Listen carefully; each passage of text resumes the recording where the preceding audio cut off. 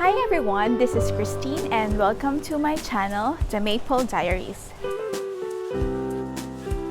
So today we are discussing about the 4 key elements you have to undergo in able to land a job here in Canada. So these are the 4 stages that I have been through when I was trying to find a job 2 years ago when I landed here as a permanent resident. Now it's time for me to share to you those 4 key elements that you really have to be careful. You have to put your faith on it when you're trying to focus your goal in finding a job here. First element is the Canadian CV format. Yes, this is a very crucial tool, and I would say that this is one of the most important tools that you really have to undergo in order for you to achieve your goal of landing a job here.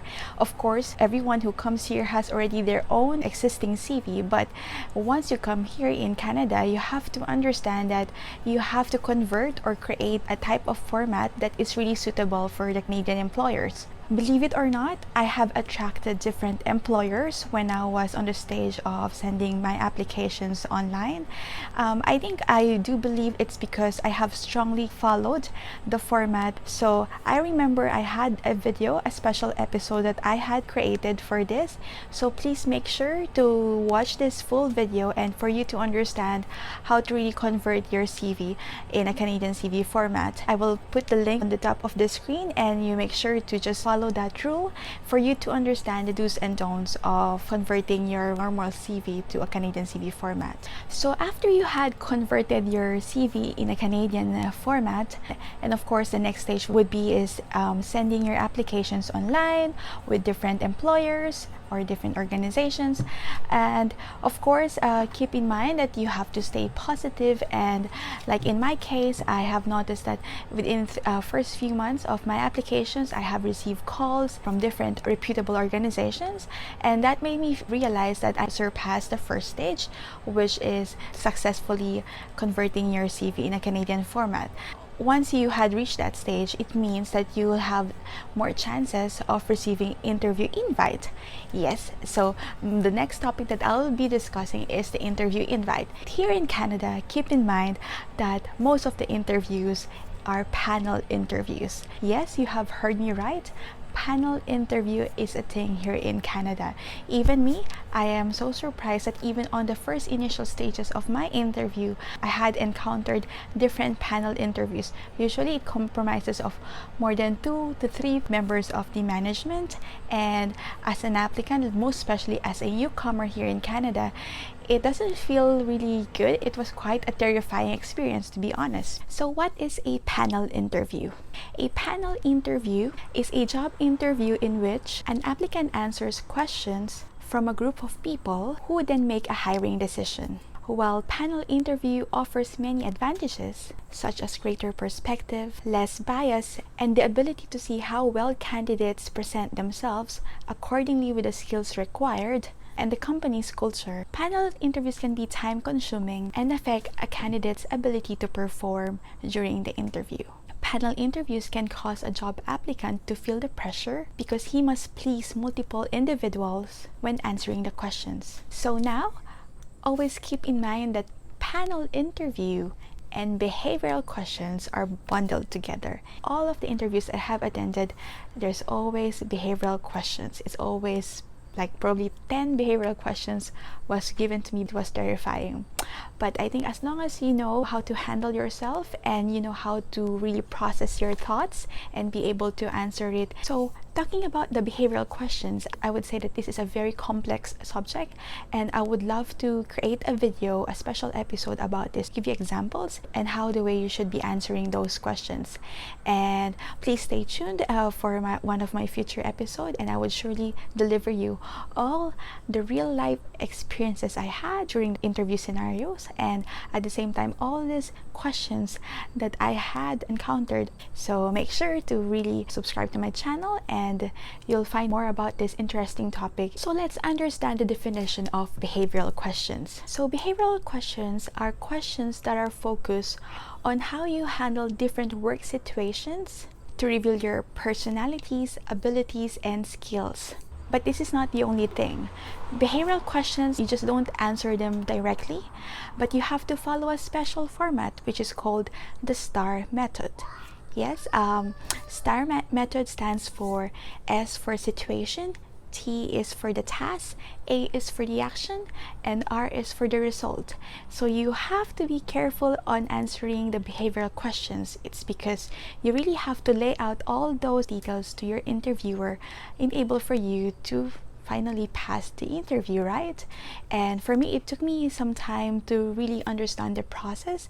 It took me a lot of practices. I remember each time I have to attend an interview, I have to write down all the situations that is specific for every behavioral questions. So what I did is I really made an in-depth research about behavioral questions that they usually give to the candidates, and out of those questions I make sure to have my own experiences for me to fit on that situation. The STAR method is a structured manner of responding to a behavioral type of interview questions. It is a method, and I would say it is a technique that as an applicant would be able to clearly emphasize well and express well all our thoughts. Or for me, I would say that STAR method is like a way of storytelling.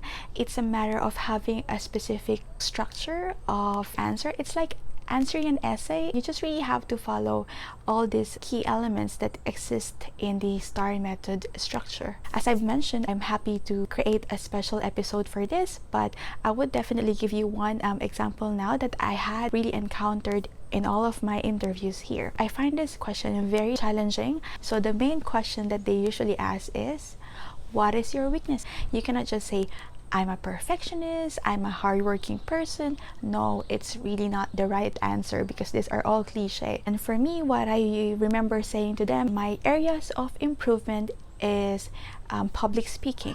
I tend to be shy and I am not really comfortable talking to people. I said to them, in order for me to improve this weakness, I try to learn more. I watch videos on YouTube on how to present yourself in public, which enable me to create a vlog channel for myself, because this is a way for me enhancing my language, because English is not really my first language. I think this is one of the answers that my hiring managers are quite impressed.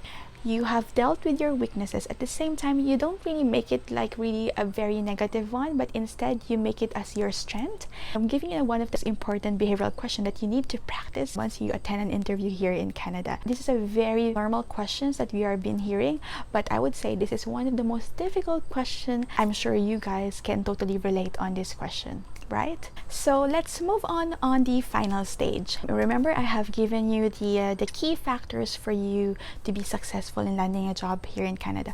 First is converting your existing CV into a Canadian CV format. Second is, once you had already applied to different employers, you will be of course receiving some interview invites, which is the second element, the panel interview. So make sure that you have to familiarize yourself on how to handle yourself during the panel interview. And that comes along with the third one, which is the behavioral questions. So behavioral questions, it comes with the STAR method technique. So make sure you do your homework, start to research about behavioral questions and the STAR method, and as early as now you start practicing. So once you get to your actual interview, you'll feel more confident and you will be able to achieve the goal that you wanted. And so for the last but not the least, which is the professional reference. I would also say that this is not really a common practice in my past job experiences. Initially, when I had been hired for a job, not all employers are not so serious in doing background checks, but here in Canada, it is a very big thing. So I've been here in Canada for 2 years. I've worked with 2 different companies, and all those employers had asked for professional references. Actually, at first it was a bit confusing. They haven't told me yet that I passed the interview, but they had already started asking for my professional reference. Keep in mind that this could be a good sign that you were already shortlisted as one of the selected candidates. But in order for them to confirm your role, you have to make sure to give them a strong professional reference. Usually they ask for like a maximum of 3 people. Make sure that these are the professional references that you had established a good relationship with. I would say don't burn the bridges with your employers. There will come a time that you will need their help. Make sure that you also notify your professional reference that you gave their contact details to your future employer. A professional reference is a recommendation from a person who can vouch from your behavior and qualifications to a job. A professional reference is an experienced worker, is typically a former boss or colleague of yours who can recommend you for employment. These are the people that you really rely on, who would give you really positive feedback to your prospect employer. So guys, I hope you really had again learned from this episode. So thank you again for watching this episode. Please make sure to like this video and subscribe to my channel. Also make sure to hit the bell notification button so for you to be notified each time I have a new episode coming up on this channel. Thank you once again. Keep safe. See you again, guys. Bye.